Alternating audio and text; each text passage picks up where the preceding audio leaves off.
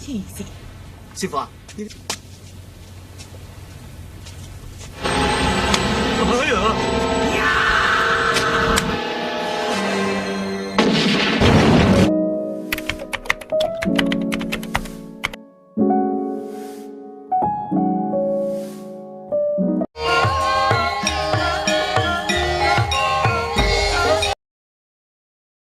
！Berawal dari malam yang minim pencahayaan, cerita akan berfokus kepada nenek-nenek tua dan gadis cantik kembang desa, di mana malam ini mereka sedang mendoakan para orang-orang tersayang yang sudah mendahului mereka.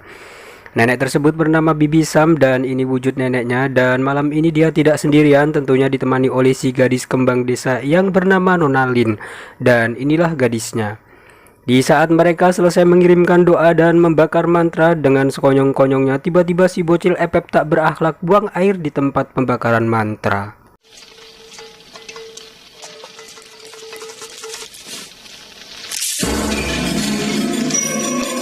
Di usianya yang sudah udur, Bibi Sam terlalu ceroboh sehingga pembakaran mantra merembet kemana-mana dan hal itu membuat dia panik lalu menyiramnya. Akan tetapi ternyata api pembakaran tidak boleh dipadamkan dan tentunya agar arwah tidak gentayangan. Dan di situ bisa kita melihat bahwa arwah tersebut mulai menunjukkan tanda-tanda melalui ampas sisa-sisa pembakaran mantra. Dan beruntungnya Paman Feng bisa mengatasi semua itu, dan Paman Feng sendiri di seri-seri film vampir sebelumnya berperan sebagai Guru Go. Dan inilah orangnya. Dan selain menjadi dukun paranormal atau pendeta Tao, di film ini dia berperan sebagai polisi atau abdi negara. Lanjut ke cerita di mana setelah selesai mengamankan arwah dan menyalakan mantra, tiba-tiba Bibi Sam secara tak sengaja menjatuhkan pintu hingga membuat apinya mati. Dan atas kejadian itu hampir saja arwah tersebut melukai Bibi Sam. 係啦，唔使咁擔心啦，由佢唞下先啦。阿蓮啊，生活有先。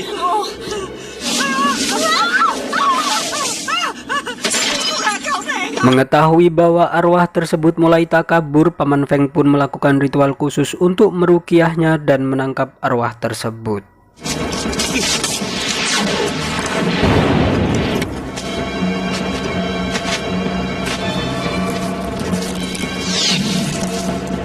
Setelah berhasil, akhirnya arwah tersebut disimpan di sebuah kendi, dan inilah keseluruhan alur cerita Magic Cop.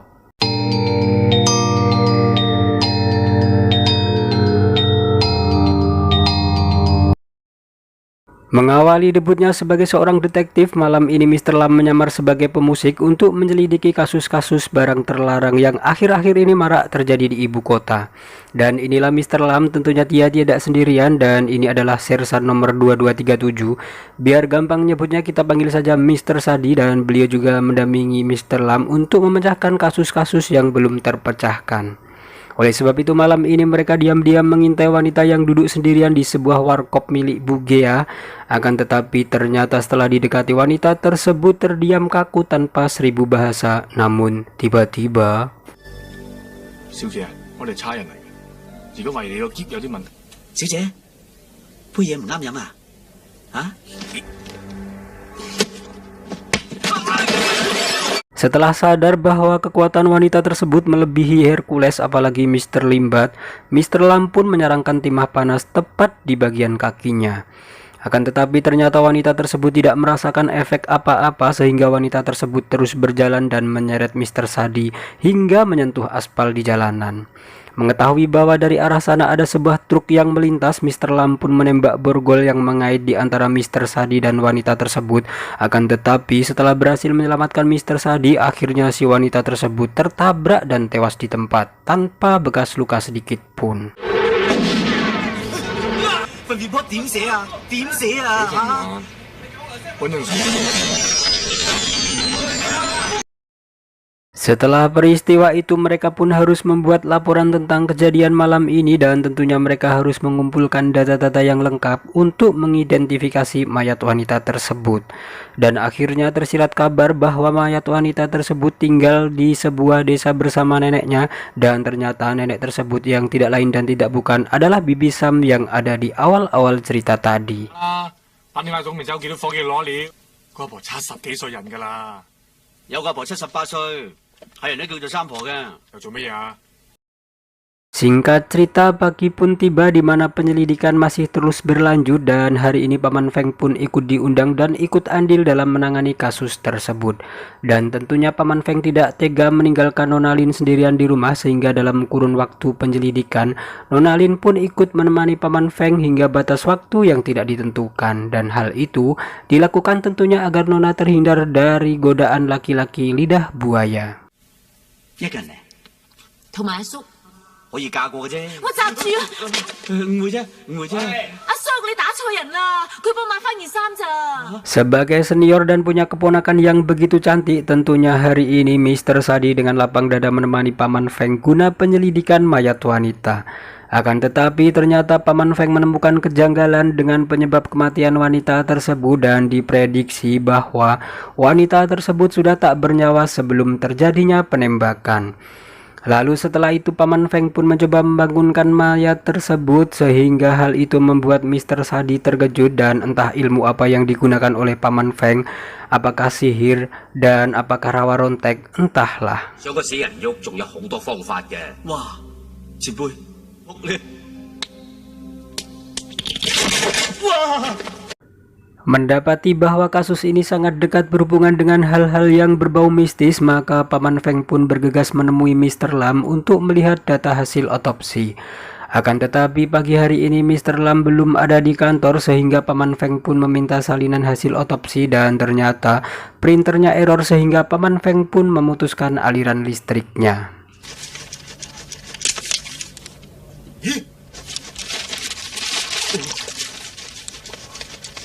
搞乜鬼啊？ Setelah Mr. Lam tiba di kantor, secara tak sengaja Paman Feng melihat tingkah Mr. Lam yang tak begitu lazim dilakukan sehingga Paman Feng pun mencoba untuk mencegahnya.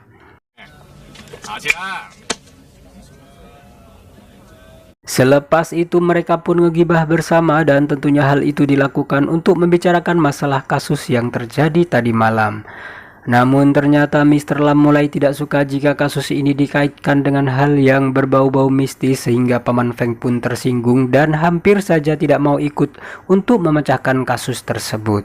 Akan tetapi niat itu diurungkan oleh Paman Feng, lalu dia menceritakan bahwa mayat tersebut sudah meninggal sebelum aksi penembakan terjadi dan diyakini bahwa hal itu dilakukan hanya untuk mengelabui agar bisnis mereka tidak tercium oleh abdi negara. 咗啫， 死人點問毒㗎？唔係啊，頭先已經死咗。喂，你唔係話我90年代㗎啦？你仲喺度當人迷信嘅？你膚淺啫。 Dan ini adalah seorang jenderal Kapolri setempat dan dia adalah Mr. Ma.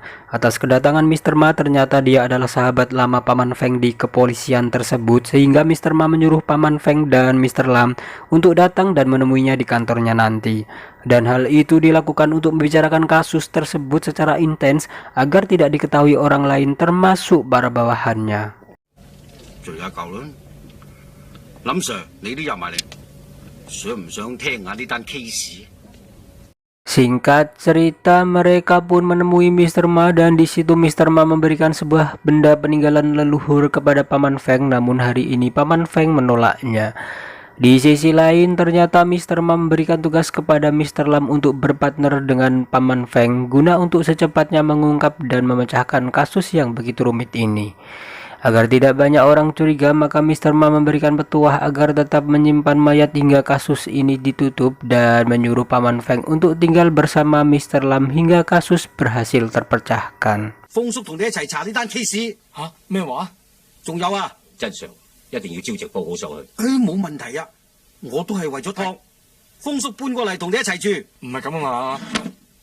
Beralih ke Nona Lin, di mana terlihat Nona Lin sedang berbagi kue kepada para staf kepolisian, namun Mr. Lam yang tak mengetahui bahwa gadis cantik tersebut adalah keponakan Paman Feng, kini Mr. Lam kembali melakukan aksi tak lazimnya. 你有女朋友㗎，你唔好同我爭啊！喂，咁要睇下點咯喎。我同你都冇。風叔個侄女嚟㗎，你知唔知啊？ Singkat cerita, mereka pun sudah berada di rumah Mr. Lam, namun ternyata di samping kelakuannya yang tak lazim, ternyata ruangan rumah Mr. Lam pun sama persis seperti kelakuannya.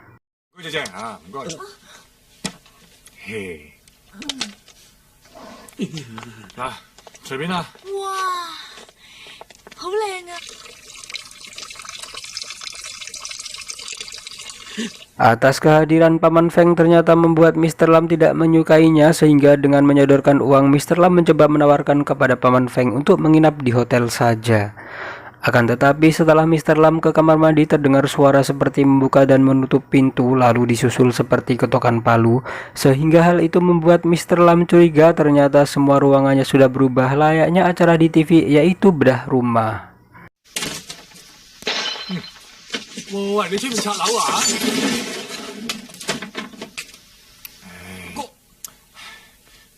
嗱，阿叔，我警告你吓！喂，你哋搞乜嘢啊？ Singkat cerita, esok pagi pun tiba, di mana pada hari ini Paman Feng akan melakukan penyelidikan pertamanya dan mendapat info bahwa salah satu pelaku yang tidak lain dan tidak bukan adalah Eddie, sang pacar korban sendiri. Oleh sebab itu, Mr. Lam dan Mr. Sadi menemani Paman Feng untuk melakukan penyelidikan di sebuah tempat kebugaran, yang kebetulan tempat kebugaran tersebut adalah milik Tuan Eddie. 喂，阿叔啊，你有料到就早啲通聲我哋啊嘛。主要你個男朋友 Eddie 開嘅，乜你冇查到嘅咩？ Namun sial, ternyata si petugas melarang mereka untuk masuk ke dalam tempat tersebut, sehingga mereka pun mencoba merayu dan berpura-pura sebagai polisi yang menangani kasus uang palsu. 有問題啦！唔關我事㗎，唔關我事。你個安全着想咧，趴低，趴低啊！唔使假銀紙，為免招致你嘅損失咧。唔該你多多。 Dan ini adalah Mas Eddie, sang pemilik tempat nge-gym tersebut. Namun saat di dalam tempat tersebut, seluruh member sangat susah dimintai keterangan, sehingga Paman Feng pun menelponnya padahal mereka sebelah-sebelahan. 我哋係 CID，我哋有單 case 想同 Eddie 傾下。CID 大 ，Eddie 喺度吧？喂 ，Eddie 啊，電話。唔該。 Mengetahui bahwa dirinya dicari oleh pihak kepolisian, akhirnya Mas Eddie mencoba kabur dan mencoba mengamankan barang bukti. Akan tetapi Paman Feng mengejar Eddie dan terjadilah baku hantam yang tidak bisa dihindari.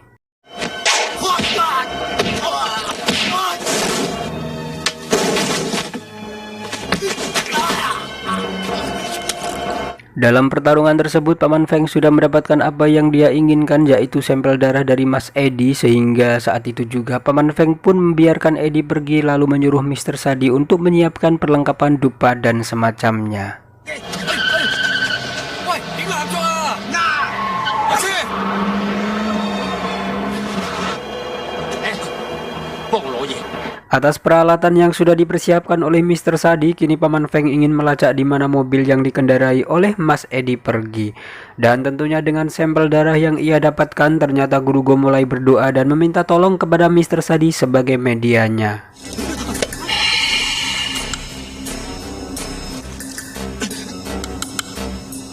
Mengetahui hal tersebut, Mr. Lam nampak tidak begitu percaya, dan bagaimana mungkin setetes darah milik Mas Eddie bisa menjadikan GPS untuk keberadaannya. Akan tetapi ternyata aksi Paman Feng membuat para pejalan kaki berbondong-bondong untuk menyaksikan atraksinya, dan dengan segenap doa dan keyakinan yang dimiliki oleh Paman Feng pun berhasil menemukan di mana titik keberadaan Mas Eddie. Dan hal itu dilakukan tentunya untuk melacak para gembong barang-barang terlarang agar bisa menangkap hingga akar-akarnya. Setelah berhasil, kini Mr. Lam menyadarkan Mr. Sadi dan para pejalan kaki pun bubar meninggalkan lokasi.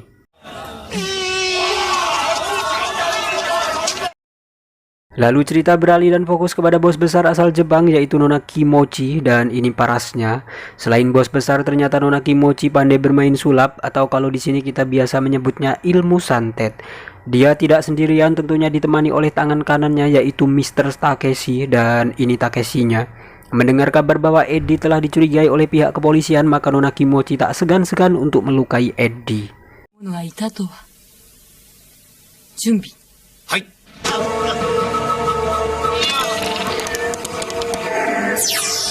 Namun sial bagi Nona Kimochi, ternyata Paman Feng sudah mengetahui keberadaannya, sehingga Paman Feng bersama Mr. Lam dan Mr. Sadi sudah berada di depan rumah dan bersiap-siap untuk menyergapnya.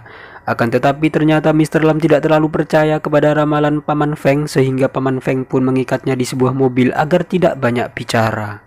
嗱，我而家以上司嘅身份，命令你幫我看住架車。罪成攤，陰氣加濕氣，喂，最多換車嘅啫。喂，喂，我撲你！ Saat berada di halaman rumah, ternyata Paman Feng menemukan aura-aura yang sangat kental dengan bau-bau mistis, sehingga Paman Feng pun mencoba menstabilkan mantra-mantra yang ada di halaman rumah tersebut. Setelah itu kini Paman Feng beradu black magic atau ilmu santet tingkat tinggi, sehingga Mr. Sadi pun harus siap kembali menjadi media persantetan.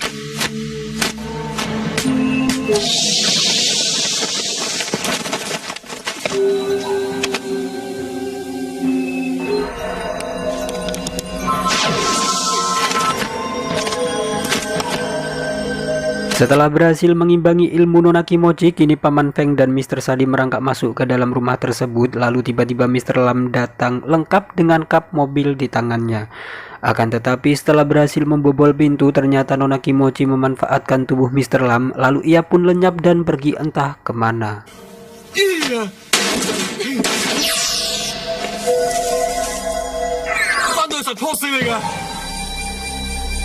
Setelah tidak menemukan barang bukti, kali ini mereka kembali ke markas sekedar untuk makan dan berbincang-bincang agar bisa secepatnya mengungkap kasus ini. Akan tetapi ternyata Paman Feng mendapatkan sebuah petunjuk baru, yaitu sebuah minuman dingin milik Nona Lin. Oleh sebab itu mereka pun berencana ke tempat penyimpanan mayat untuk memastikan petunjuknya.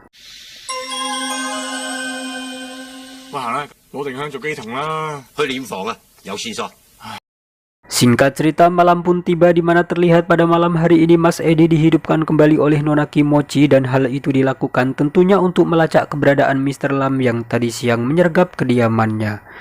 Perlu diketahui bahwa tata cara dan peralatan Nona Kimochi ternyata sama persis dengan apa yang ada di pikiran Paman Feng, yaitu es batu.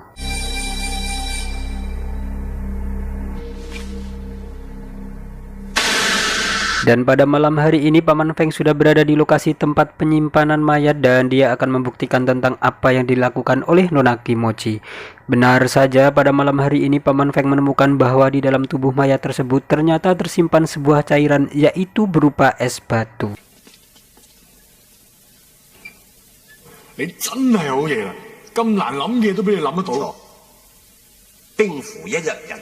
Dan lagi-lagi kini Mr. Lam merasa tidak percaya kepada Paman Feng, sehingga dia meninggalkan Paman Feng dengan pintu yang terkunci. Dan tiba-tiba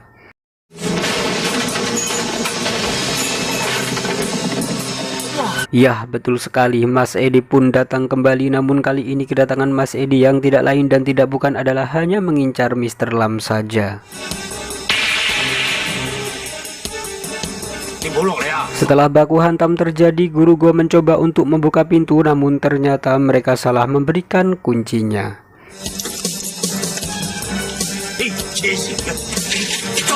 Mr. Sadi pun kini mulai gugup, tapi dia mulai sadar bahwa Mas Edi tidak mengincar dirinya, dan kali ini Mr. Sadi mulai menyerang Mas Edi hingga Mas Edi mengalami amnesia dan mulai lupa siapa yang dia incar.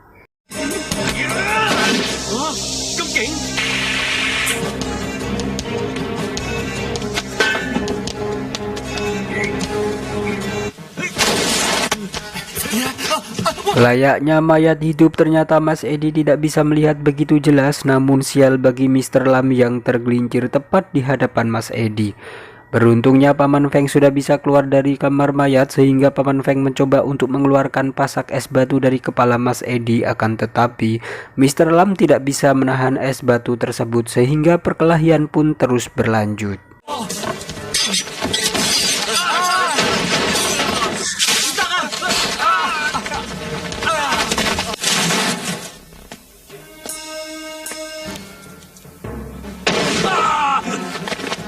Dan akhirnya mereka pun berhasil membakar Mas Edi hingga mengakibatkan kerusakan yang sangat amat parah, dan Nona Kimochi pun terkejut atas kekalahannya.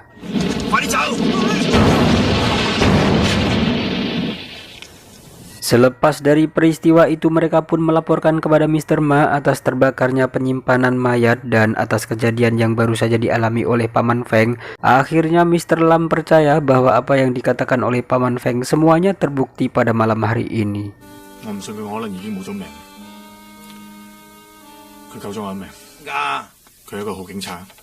你話佢係一個好警察，我做我本分啫。 Singkat cerita, kini Nona Lin diberikan kepercayaan oleh Paman Feng untuk memberikan jimat keberuntungan kepada Mr. Lam agar terhindar dari gangguan jin yang menyesatkan. Dan tentunya hal itu dilakukan untuk menangkal ilmu santet dari Nona Kimochi, akan tetapi ternyata atas hal tersebut membuat kecemburuan sosial. Yang mana diketahui bahwa Mr. Sadi dari awal sudah menaruh perhatian kepada Nona Lin dan tentunya hal itu sangat mengiris hatinya. 嘘噶，係嘅，帶住佢啊。 嗱，老老實實啊。 Esok harinya Paman Feng pergi ke kantor Mr. Ma dan hal itu dilakukan yang tidak lain dan tidak bukan hanya untuk mengambil sebuah bingkisan misterius yang dulu pernah ditolaknya. Di sisi lain ternyata secara diam-diam Mr. Lam dan Mr. Sadi mencoba untuk menyelidiki sebuah restoran Jepang yang ada di kota tersebut dengan bermodalkan jimat pemberian dari Paman Feng. Kini mereka pun percaya diri bisa menumpas kejahatan yang dilakukan oleh Nona Kimochi. Akan tetapi tiba-tiba...喂嗱，咁咪唔使驚咯。 Mengetahui bahwa dirinya terancam, Nona Kimochi kini menawarkan sekoper uang dan menunjukkan trik sulap yang sudah lama tidak dipertunjukkan oleh Pak Tarno.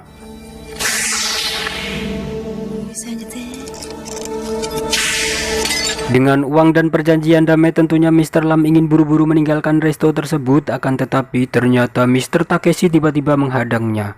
Lalu Nona Kimochi memberikan sebuah tantangan kepada Mr. Lam dan Mr. Lam pun pura-pura mengikuti arahan Nona Kimochi lalu memborgolnya. Tak disangka ternyata tak semudah itu Ferguso dengan jurus es batunya.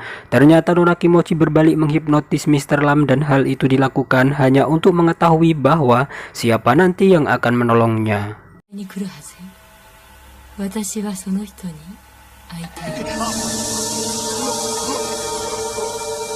Singkat cerita, kini Mr. Sadi membawa pulang Mr. Lam tentunya dengan kondisi tubuh terbujur kaku dan membeku. Mengetahui bahwa Mr. Lam terkena santet bertegangan tinggi, kini Paman Feng segera membacakan ayat-ayat doa sesuai dengan kepercayaannya. Akan tetapi ternyata ada sesuatu yang mencurigakan di dalam mulut Mr. Lam sehingga Paman Feng pun mengeluarkan benda tersebut. Bukan paku atau bukan juga peniti, melainkan sebuah bongkahan energi dingin yang sangat membekukan. Saat keluar ternyata energi tersebut justru masuk ke dalam mulut Mr. Sadi dan tentunya Mr. Sadi harus berdiam sejenak di dalam freezer agar tidak terjadi bengkak yang berlebihan. Mengetahui bahwa ada sesuatu yang mencurigakan, Nona Lin diberikan tugas untuk menutupi pintu dengan bahan-bahan yang mudah terbakar. Akan tetapi tiba-tiba Nona Kimochi datang dan berusaha menangkap Paman Feng.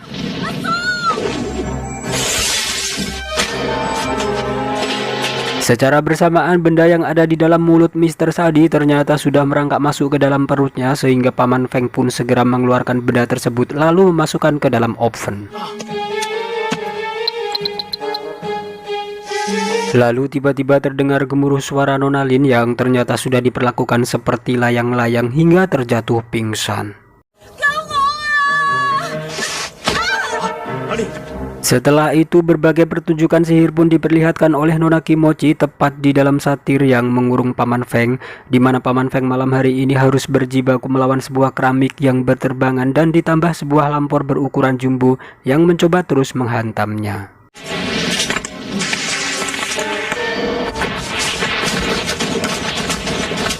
Dengan segala kekuatan yang ada, akhirnya Paman Feng dapat meraih koper yang berisikan jimat cermin ajaibnya, dan cermin-cermin seperti ini biasa digunakan oleh Paman Feng di film-film vampir sebelumnya. Yang mana kita ketahui bahwa Paman Feng selalu berperan sebagai pendeta Tao atau lebih kita kenal sebagai Guru Gao. Lanjut di mana Paman Feng kini mulai menyerang balik Nona Kimochi, akan tetapi ternyata cermin tersebut direbut oleh Nona Kimochi sehingga membuat Nona Kimochi menjerit dan mendesah sekencang-kencangnya.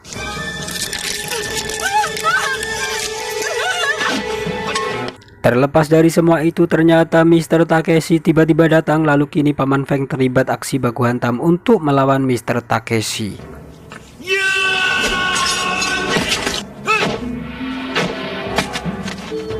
Tak diduga dalam kondisi pertarungan ternyata Nona Kimochi merusak cermin ajaibnya Paman Feng, dan di dalam cermin tersebut ternyata tersimpan sebuah tulisan mantra yang mengakibatkan Nona Kimochi kemanasan, dan tentunya hal itu membuat wajah Nona Kimochi berubah menjadi tua bangka. Namun malang bagi Mr. Takeshi saat Nona Kimochi marah dan ingin menyerang Paman Feng, ternyata justru Mr. Takeshi tewas di tangan Nona Kimochi. Di saat bersamaan terlihat Nona Lin sudah tersadar, lalu Paman Feng mencoba mengamankan cermin ajaibnya agar tidak dirusak oleh Nona Kimochi. Akan tetapi ternyata Nona Lin terkena sabetan tali dari Nona Kimochi dan cermin pun terjatuh di sebuah jemuran tepat bersamaan di saat Paman Feng menyelamatkan Nona Lin. Di sisi lain, Mr. Lam dan Mr. Sadi sudah sembuh dari sihir Nona Kimochi lalu meledakkan sebuah tabung oksigen hingga membuat Nona Kimochi terjatuh bersamaan dengan Nona Lin dan Paman Feng. Akan tetapi ternyata Nona Kimochi belum bisa dimusnahkan dan saat tersadar Nona Kimochi tidak bisa melihat dan hanya bisa mendengarkan saja. Sehingga mereka pun terlibat aksi baku hantam yang tidak bisa dihindari. Tak diduga saat baku hantam berlangsung, ternyata Mr. Lam pantatnya menyentuh jejaruman sehingga mereka pun harus terperangkap dalam kesunyian.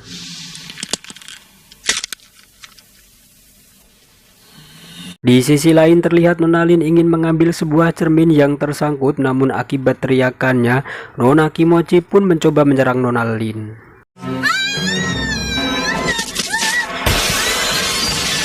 Berbagai cara sudah mereka lakukan dan kini Paman Feng mencoba membakar Nona Kimochi lalu menjatuhkan ke dalam sebuah lift dan akhirnya mereka pun berhasil membekuk Nona Kimochi. Akan tetapi ternyata Nona Kimochi masih hidup dan kembali membawa api yang membara.